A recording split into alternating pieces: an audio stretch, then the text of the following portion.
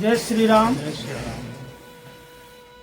आज हम एक ऐसी वार्ता की शुरुआत कर रहे हैं जो धाकड़ समाज में ही नहीं, ये सभी समाजों में युवा वर्ग में पनप रही है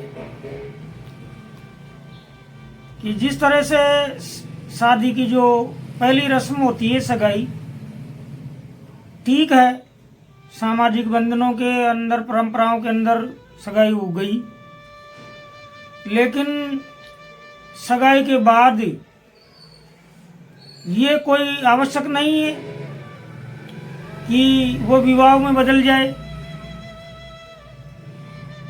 बदल भी सकती है, नहीं भी बदल सकती, लेकिन विवाह के पूर्व जो आजकल युवाओं में एक ऐसा क्रेज चल चुका है कि सारी दिखावा की जो परंपराएं हैं उनके फोटोग्राफी तरह तरह के स्थलों पर जाकर, जिस तरह से फिल्मी स्टार अपनी इज्जत, एक तरह से मैं तो नहीं कह सकता हूँ मैं कि वो क्या है, लेकिन बिना बंधन के जिस तरह से नाटक या फिल्मी गतिविधियाँ होती है, इस तरह का रूल्स युवाओं में शादी से पूर्व चलने लगा है।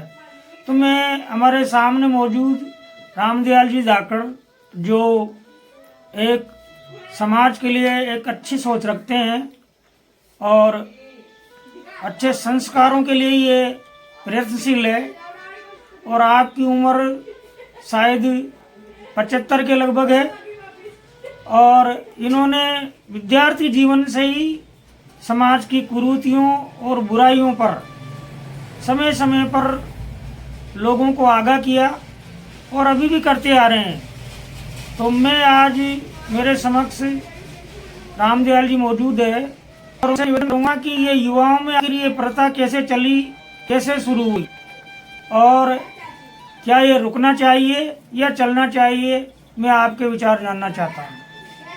अगली आवाज़ रामदयाल जी। सर जी,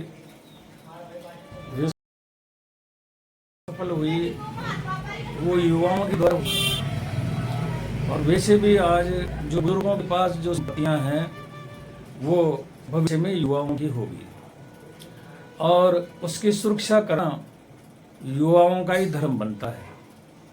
जिससे हमारे पूर्वजों ने मेहनत से, परिश्रम से जो संपत्तियां बनाई वो हमें सौंपी।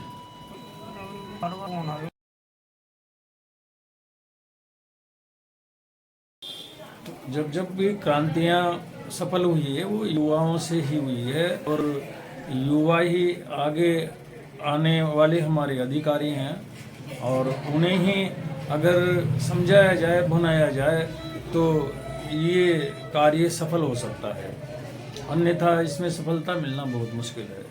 आज युवाओं का जिस प्रकार से उनकी इच्छाओं के अनुकूल जैसे बर्ताव से वो शादियां कर चाहते हैं, वो बहुत ही अधिक खर्चीली बनती जा रही हैं, उनमें अनावश्यक खर्च जुड़ चुके हैं, और उनके अंदर जो है समाज आर्थिक दृष्टि से कमज़ोर होता चला जा रहा है। तो ये बात जो है युवाओं को ही भुनानी है, क्योंकि आप समझो जिस प्रकार से अपने पूर्वजों की वसीयत को आप जो है हथियाना चाहते हैं या लेना चाहते हैं या अपना अधिकार जताते हैं, और अधिकार है और वो आपको मिलती है, तो पूर्वजों के मार्गदर्शन, उनकी मर्यादाएं, उनका संस्कार, उनके आचरण, उनके स्वभाव, उनकी शर्तों को भी तो आपको अधिग्रहण करना चाहिए। ये बात युवाओं को बतानी पड़ेगी, और इस बात को युवा समझेंगे कि हम जो भी कुछ कर रहे हैं वो केवल और केवल हमारी वसीयत में मिलने वाली संपत्ति के साथ कुठाराघात कर रहे हैं। जैसा कि आज देखने को मिल रहा है कि हर परिवार की संपत्ति बैंकों में गिरवे है, इससे ये पता चल रहा है कि समाज में निर्धनता है। दूसरी बात, समाज में जो भी मतलब जो है संसाधन जुटाए जा रहे हैं, उन संसाधनों पे भी फाइनेंस का लोन दरसता है। तीसरा, जो अपनी बहू बेटियों का जो भी जरजेवर है उस पे भी गोल्ड लोन नजर आ रहा है। चौथा, जो वसीयत में मिले मकान उन पे भी होम लोन नजर आ रहा है। और भी बाजारों अनेक दुकानों से, प्रतिष्ठानों से कर्जा लिया जा रहा है। इससे ऐसा लगता है कि चाहे समाज माने या न माने, लेकिन समाज निर्धनता की चपेट में अवश्य है। अगर वो इस बात को नहीं मानता है तो बहुत बड़ी भूल कर रहा है। इसलिए युवाओं को चाहिए कि उनको वसीयत में मिलने वाली संपत्ति को अगर उन्हें बचाना है तो प्रथम उन्हें ही समझना है कि वो शाही शादी और अधिक खर्चीली शादियों से मुंह मोड़े और अनावश्यक खर्च से बचाए और अपनी संपत्ति को ऋण मुक्त करे और अपने पास सेव रखे। तो ये शिक्षा का और ये युवा की समझदारी का परिचय होगा।